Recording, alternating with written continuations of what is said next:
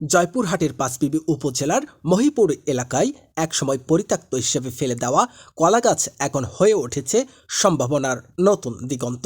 পাশে পরিত্যাগ আমাদের এলাকায় অনেক কলা চাষ হয়। এই এখানে কলা চাষ হয় কিন্তু কলা গাছটা পরিত্যক্ত অবস্থায় নষ্ট হয়ে যায়। আমরা চেষ্টা করতেছি এই পরিত্যক্ত কলা গাছটা সংগ্রহ করে বাকল তৈরি।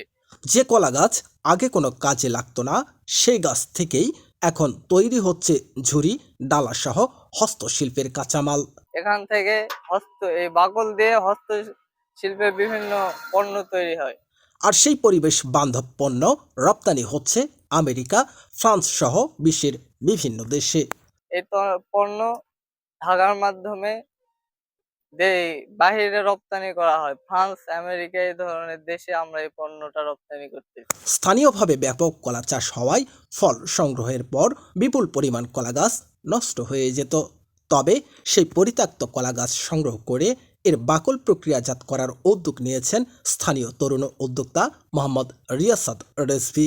এখন এই সেক্টরটা আমাদের বাংলাদেশে ছোট পরিসরে আমরা চালাচ্ছি। এটা বড় পরিসরে চালাতে গেলে সরকারের বিশেষ নজরের প্রয়োজন আছে বলে আমরা মনে করতেছি। পড়াশোনার পাশাপাশি ছোট পরিসরে শুরু করা এই উদ্যোগ ইতিমধ্যে এলাকায় তৈরি করেছে নতুন কর্মসংস্থানের সুযোগ। এখন বর্তমানে ভালোভাবে দিন চলে, 500-600 টাকা হাজিরা এখানে। আমরা এখানে কলার গাছের কাজ করতেছি, বিভিন্ন জায়গা থেকে কলার গাছ নিয়ে আসতেছি, নিয়ে এসে এখানে কাজ করতেছি। মোটামুটি হাজিরা আমাদের পরে যাই হোক, এটাতে আমরা ভালোভাবে চলি। কলাগাছের বাকল আলাদা করে বিশেষ প্রক্রিয়ায় শুকানো হয়।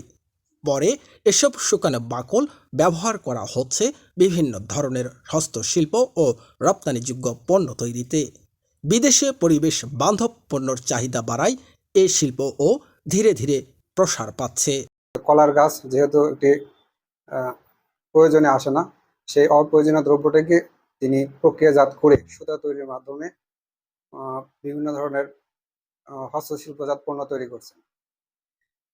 এই উদ্যোগকে আমরা অবশ্যই স্বাগত জানাই। আমরা উপজেলা কৃষি অফিস থেকে তাকে পরামর্শ দিচ্ছি এবং কলা গাছের যে অবশিষ্ট যে অংশ সেটি দিয়ে ভার্মি কম্পোস্ট তৈরি হচ্ছে। এই ভার্মি কম্পোস্ট মাটিতে ব্যবহারের ফলে মাটির উর্বরতা শক্তি বৃদ্ধি পাচ্ছে। আমরা তাকে সার্বিক সহযোগিতা করব এবং তার এই বিষয়কে আমরা ঊর্ধ্বতন কর্তৃপক্ষকে জানিয়েছি।